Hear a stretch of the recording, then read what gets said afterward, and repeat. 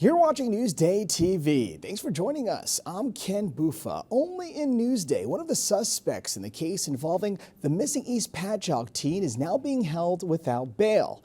64-year-old Francis Buckheit is accused of raping and kidnapping the 14-year-old girl. The East Islip man has pleaded not guilty to a new indictment. The girl was missing for 25 days and was found on his boat at an Islip marina. And 2 people have been charged with illegally dumping in Suffolk.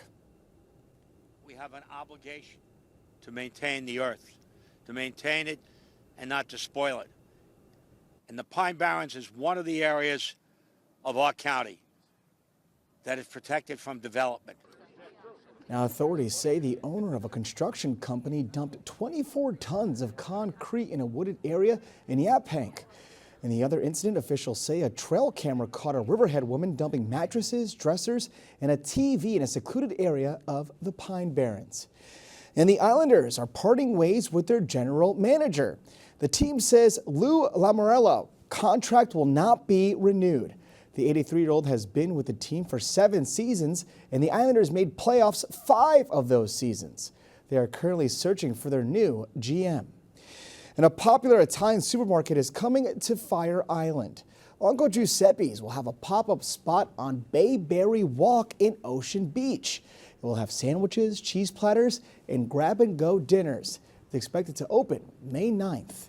And on the east end, it looks like Ben & Jerry's may be coming to Riverhead. The owners of the franchise are hoping to open a store on Main Street by mid-June.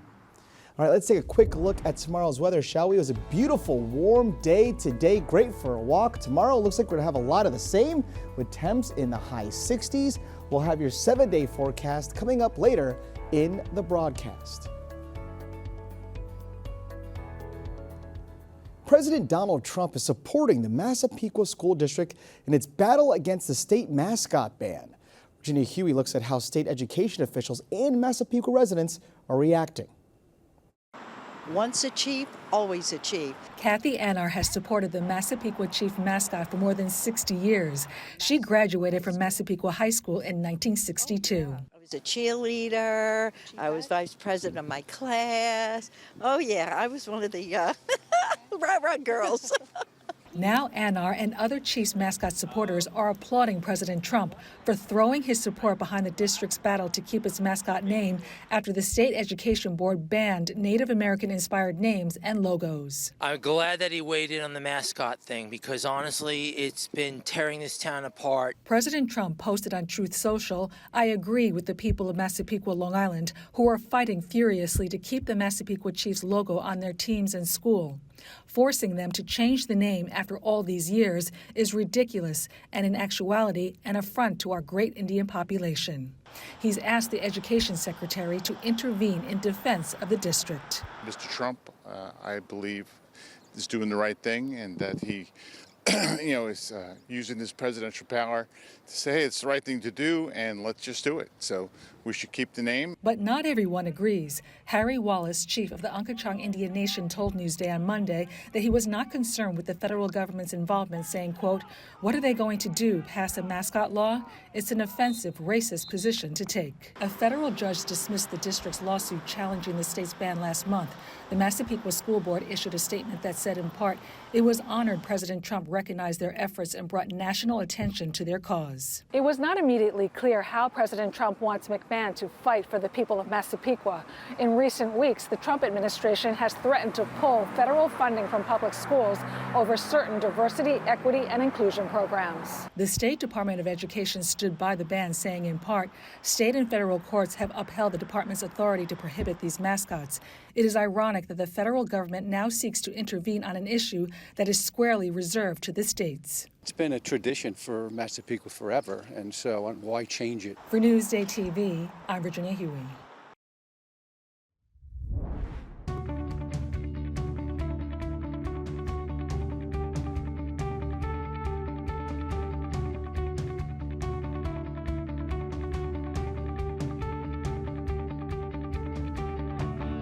This is Steve Popper for Newsday Sports at Madison Square Garden, where the Knicks lost Game 2, sort of a giveaway Same as game one, they put themselves in a huge hole. Same as game one, they came back, fought back. But this time, after tying the score with 1:15 to go, they gave up a huge three-pointer to Dennis Schroeder. And from there, just miscues again. Jalen Brunson missed a good look at a three-pointer. And then not calling timeout, the Knicks had an opportunity with 11 seconds left. So they wound up, they fall short, lose 100-94. Now the series heads to Detroit, and the Knicks have got to fix some of the problems. Physical play by the Pistons did seem to bother them this time. Not so much the physicality as the officiating. A few of them were very unhappy, including Tom Thibodeau, with the discrepancy in free throws. The Pistons shot 14 free throws in Game 2 before the Knicks shot their first one with only 17 seconds left in the first half. So the physical play was a problem. The digging themselves a hole again is a problem. And there was problems here with Karl Anthony Towns. The Pistons were without Isaiah Stewart, only had one real true center, and they could not take advantage. Towns did not score after the midpoint of the second quarter. Just not something the Knicks can put up with here. So they head to game 3. That's right, game 3, Thursday in Detroit, and they have to try and win back home court now. This is Steve Popper for Newsday Sports. Grab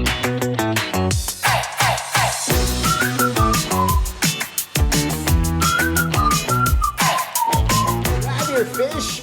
We're feeding aquatic life. Oh, it smells so bad. At the Riverhead Aquarium, there's mouths to feed, like small mouths and big mouths. Oh, there's sharks! And some of the people feeding those mouths are folks like... Hi, my name is Maggie Seiler. I'm assistant curator of penguins here at the Long Island Aquarium. I've been here for 23 years now, and one of my favorite things about the job is developing relationships with these unique animals. Today, Maggie is showing me what it takes to feed the nearly 20 penguins here. The fact that you're barehanded and doing all this, like, I am so not about this life. And on the menu for the little tuxedo birds, fish. Lots of frozen little fish. Fresh capelin, and you can smell it sometimes a little bit better when there's a little bit more and they're thawing. Smells like cucumber melon. When we thaw it, I'm not getting that. You need to smell this. Hold on. Smell this. Up and down if it's cucumber melon, or left and right if it's fish. What? I may not be the biggest raw fish enthusiast, but Maggie says if you want a job like this, you better be willing to get your hands dirty and be ready for anything. There are days where I walk in and who knows what's going on, and I have to address it. And once the little flippered birds are fed, the day is far from over. The one thing that a lot of people I think don't realize is it's not a typical 9 to 5. Fish prep. Fridge here. Now it's time to get ready to feed the nurse sharks and sand tiger sharks. And they like the bigger grub. Look, I'm like every guy's dating profile. After these salmon are cut in half, it's time to head out. So today on the menu is salmon, herring, and even squid. You know, come to think of it, these sharks are not so different from you and I. What? So we're gonna get the meatier part. You wanna get that right into the prongs here. Got it. You gotta really spoon feed them. Really? Okay. Make airplane noises? We've tried it before. After spending the day behind the tanks, this line of work may not be for me. This is terrifying. But if it's for you, workers say you have to love what you do. And of course, have a hard stomach to make sure you can do it. Because these mouths and lives depend on it. You're being very kind, very compassionate, and dedicated to the animals to make sure that we're giving them the absolute best life possible. Ken Bufa, NewsdayTV. All right, let's take a closer look at your 7-day forecast. Tomorrow is going to be another dream with temps in the high 60s. Thursday looking good, rain moving in on Saturday, but check out these temps. We're near 70s all week long. You love to see it. Long Island weather is brought to you by Fire Island Ferries. You're watching Newsday TV. For more on all the stories you've seen here today, head over to Newsday.com. I'm Ken Bufa. Thank you so much for joining us.